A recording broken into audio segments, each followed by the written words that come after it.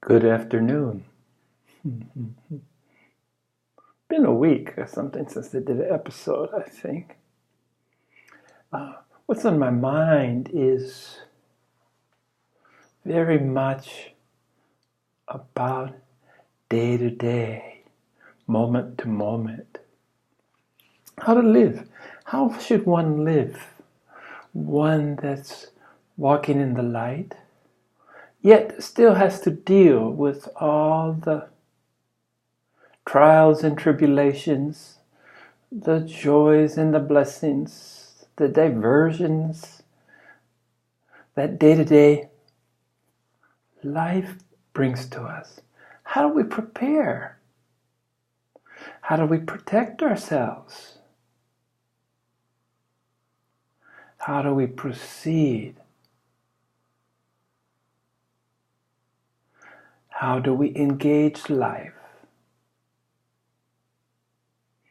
These kind of questions. And in addition to that, how to be, probably most importantly, is how to be an example for others.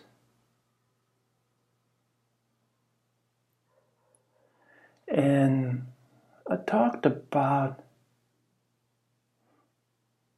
learning to maintain a state of grace. And this goes hand in hand with my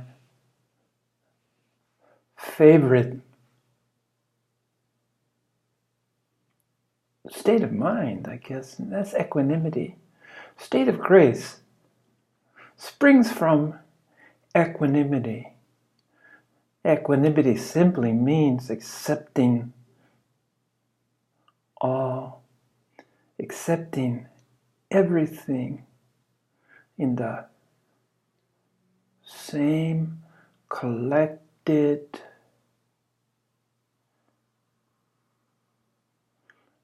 level mindset.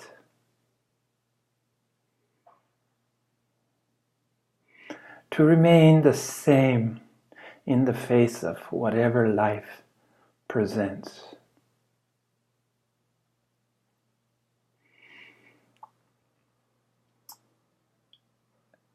And this state of grace is something that we cultivate through effort, and the cultivation of equanimity, the constant vigilance at first to gain this state. And once you gain this state, it's pretty much self-perpetuating. But like everything in life, it needs to be sustained. It needs sustenance. And the sustenance comes from the success of remaining in a state of equanimity. One thing feeds the other. And equanimity is by its nature, is an inner dialogue.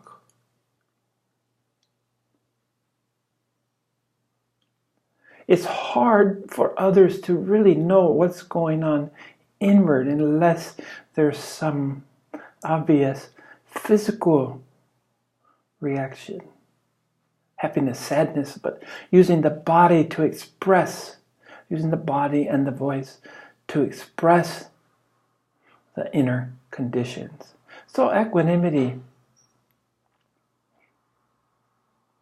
is inner work. And everything has consequences. So equanimity leads to the cultivation and maintenance of a state of grace. Now, this state of grace is kind of enveloping. It's more readily ascertained by an outside witness. But it's on a subliminal level almost. It's just a feeling. It's just a sensation.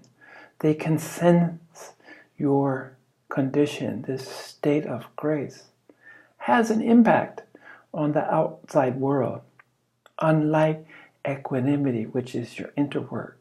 So your inner work leads to a subtle outer work, a subtle consequence of your inner work is your state of grace.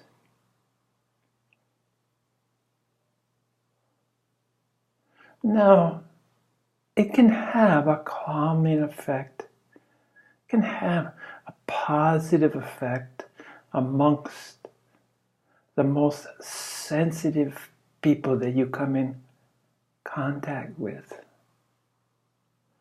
And this state of grace leads to the next expression. And I've called that radiant consciousness. And to radiate, to give forth, just as the sun gives forth light, energy, and as a consequence, life, warmth,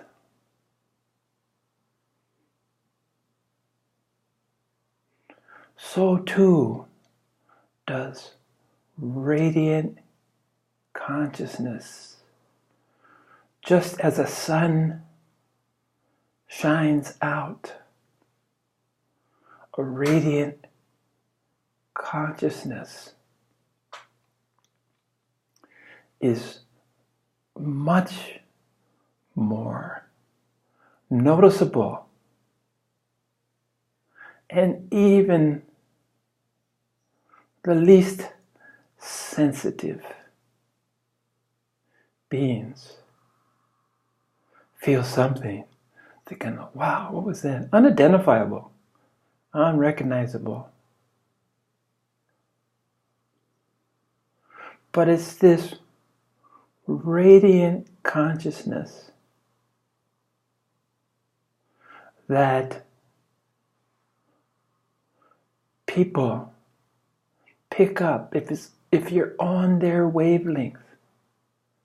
This is where an awakened person begins to attract followers. Now, this path is not to have followers, is by no means a necessity. We each follow our inner guidance in determining what to do as people become attracted to this radiant consciousness. This is what people say, that they're in the presence of a master, in the presence of their guru. It's this radiant consciousness that in and of itself, by its enveloping, inclusive nature, just attracts. And that's where they feel peaceful and content and longing for their teacher to share more wisdom and guidance. But you can have this radiant consciousness and be demure, smile and nod, but without encouraging people to get too dependent, to get attached to you. So it's this growth resulting in a radiant consciousness that as the sun sends its light as far as it can until no more energy pushes it further. So too in the teacher's radiant consciousness. Just expand. It's an openness.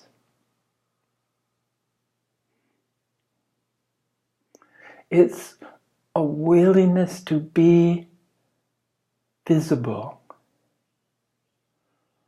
And as the sun obviously never chose to be visible, so too is the possessor, the source of this radiant consciousness, no more able to choose between being visible or not.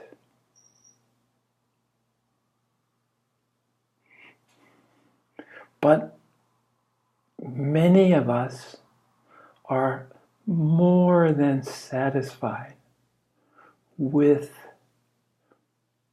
the radiant consciousness participating in however small a way, small manner, into making the world a better place for us all. It's a contribution. In the end game, when all is said and done, this contribution is about the extent of what we can offer to making the world a better place. Now, some path leads to teaching, some paths lead to accumulating followers. And it's interesting to me, the size of the groups. My teacher attracted tens of thousands of followers.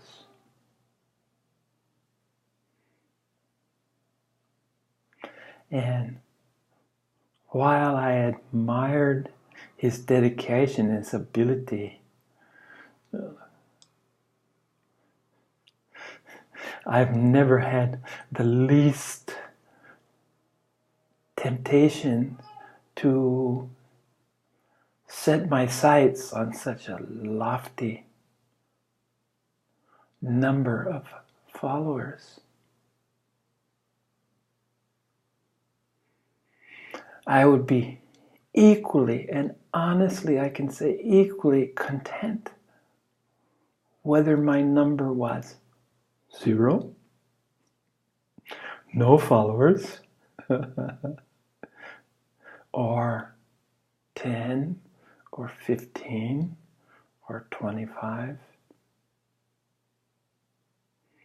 I can't see my number ever going larger than 50, because I would want to maintain a close relationship, and I think 50 is about my limit to remember names, to remember personalities, to be able to focus on what specifically might help them the most. I put no cap on it. It is what it is. It will be what it will be. Just as it has been what it has been. But I want to address this because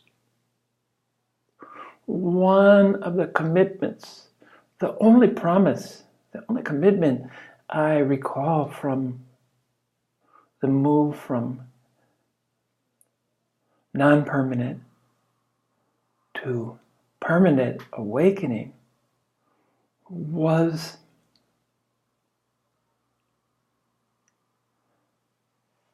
the,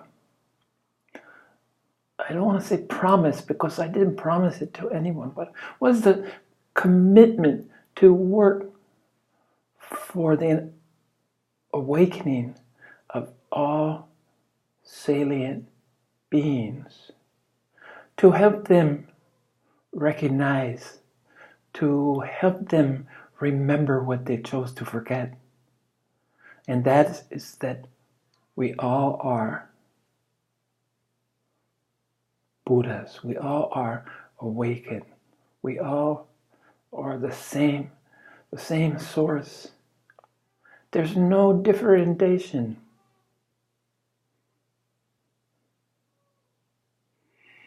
When one wakes up, we all wake up, and the Buddha addressed that. But this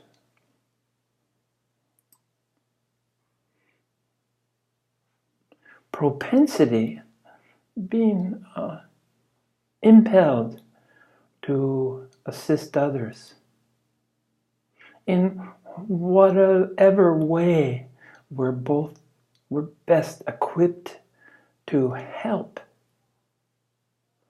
So I'm talking about, I'm addressing these issues. You just don't wake up and become a teacher. Well, maybe some do. But for me, there's a maturity. From the baby Buddha, the maturation process takes time. At this point in my maturation process, I feel that I have two followers. I don't like that word, but two students who recognize in me what I can offer, how I can point their way through sharing my experiences. So I feel blessed. That's two. And these two individuals went through the whole process. I was able to meet with them on a weekly basis for those tumultuous months of awakening, the time of being a baby Buddha, up to present 6 years since this process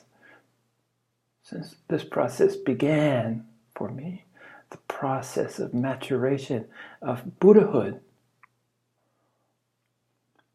And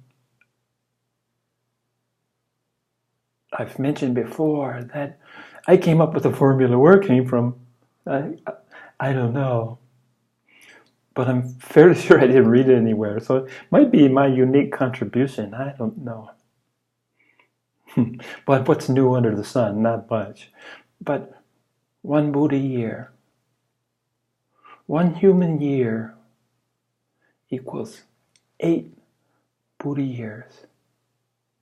So I'm approaching May 1st and 2nd will be my 6th birthday. Truly born again.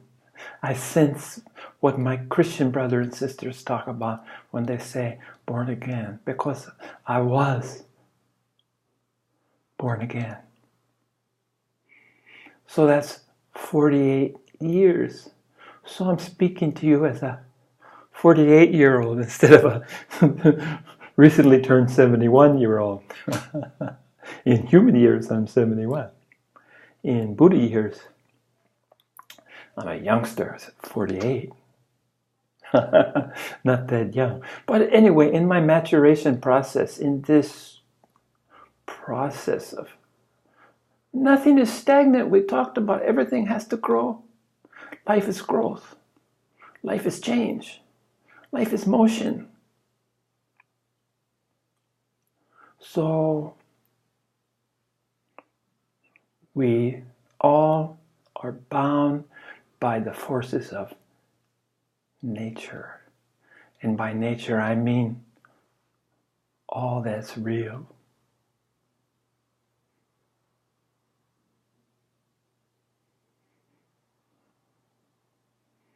So I have two people that look to me. And whether or not that number will grow, time will tell. But I feel truly blessed and completely whole with two.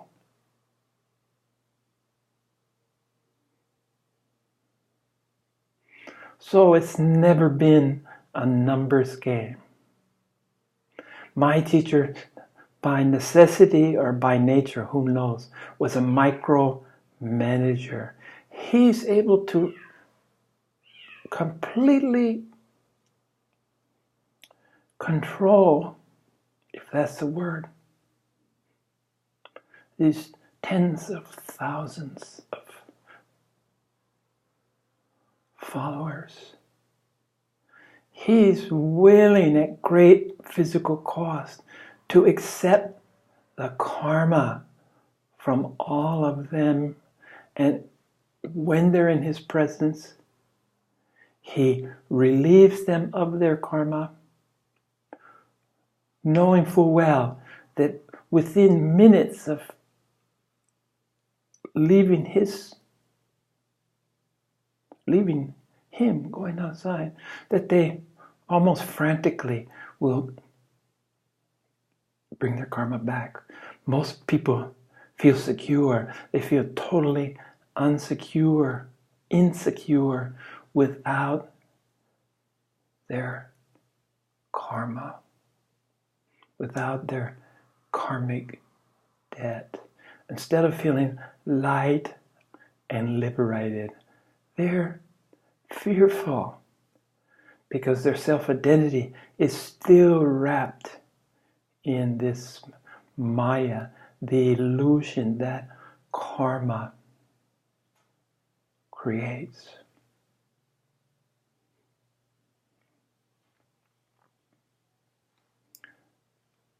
So I know that he's paid a great physical cost, because even my daily maintenance of my own unavoidable karmic collection.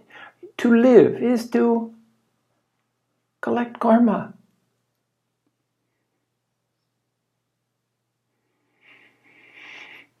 Upon awakening, you're karma free.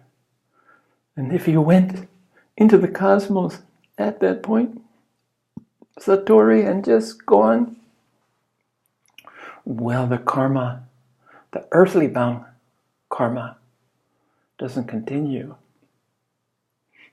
But I suspect there's karmas of a different nature on different levels of evolution.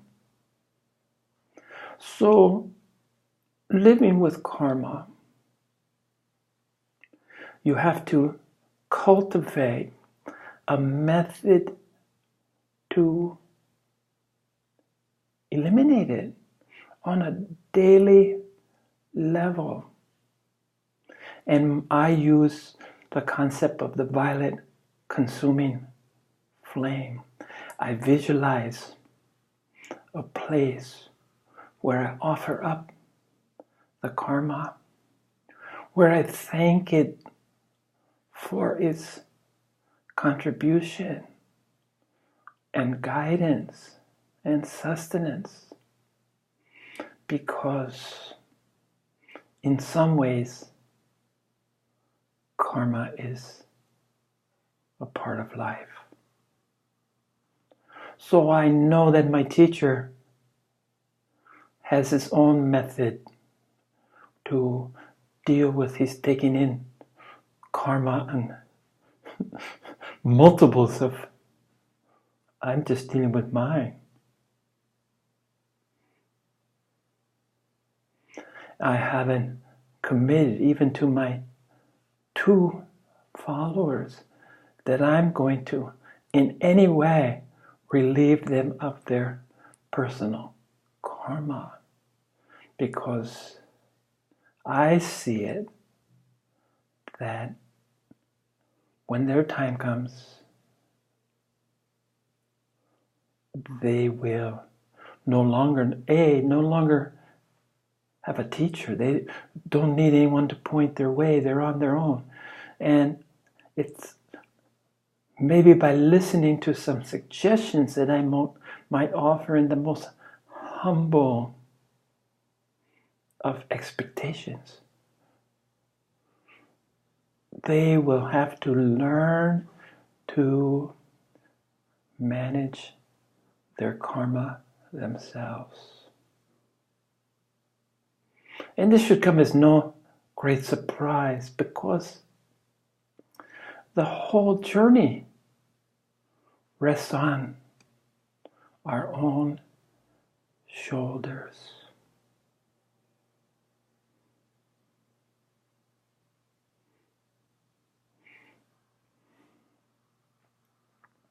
I just saw a great poster, that old saying that when the student emerges, when the student is ready, the teacher emerges. And it's followed up by the teacher disappears when the student is ready. Lao Tzu, the Tao Te Ching, talked of this. So you get ready for teacher, he points the way. Really, it's not within his powers to teach you anything that you don't already know. It's through your efforts, it's through your recognition. He's awakening you from the slumber. This is the most he can do. But he's a living example, most importantly.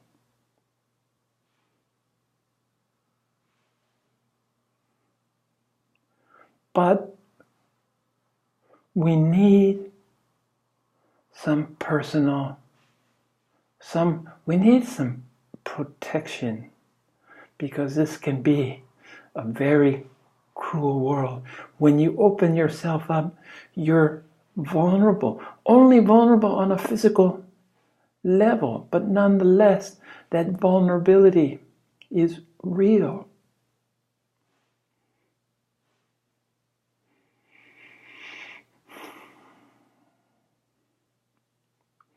So I'm addressing here today about what I do. Well, I don't really do it. The witness, my two Buddhas, Mi Lafo and Roger Bacon, do it for me, help me. The blue Buddha that sits in me between the throat and the heart chakra. The blue Buddha, the Buddha of healing, came to me and asked me, can I reside here? And he will stay as long as I keep the conditions necessary that will allow him to put one aspect, one image of a myriad of blue Buddhas, one aspect to reside within me. So, state of grace, equanimity, state of grace, these are all consequential,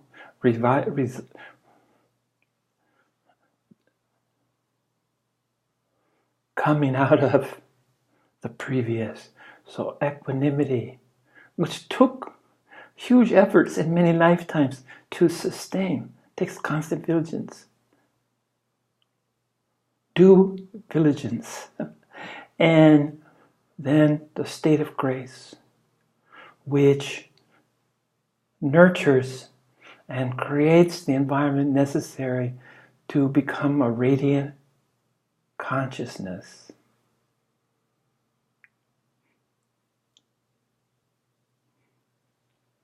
So again, this is unflowering, opening, opening, and opening. So on the physical level, as I mentioned, we need to care, feed, exercise, hydrate. This vehicle that's so important in this aspect of our evolution. Without it, we couldn't make the steps that are necessary to begin the process of awakening. And I say begin the process because even though I differentiate non-abiding, abiding, non-permanent, permanent, seems like a division, but awakening is a continuing process. We continue to flower, to open. There's no end point, no end game. It's, how could it be any other way if you think about it for a moment? But protecting our physical body, what I've done is created a sphere, I call it a sphere of serenity. So I'm encapsulated, enclosed in a sphere of serenity. And at first, through diligent effort, 2 times your wingspan is your personal aura field. So this sphere of serenity started out really small, could encapsulate the heart, but it expanded, expanded, expanded until I could safely say that my personal auric field, my 2 spans, double my wingspan, double my arm span, increase this sphere of serenity. And now I've worked very hard, or not worked at all, whichever you prefer, because both of them are equally so. But it's not about trying. It's not about doing. It's always about being. But this sphere of serenity keeps growing forever.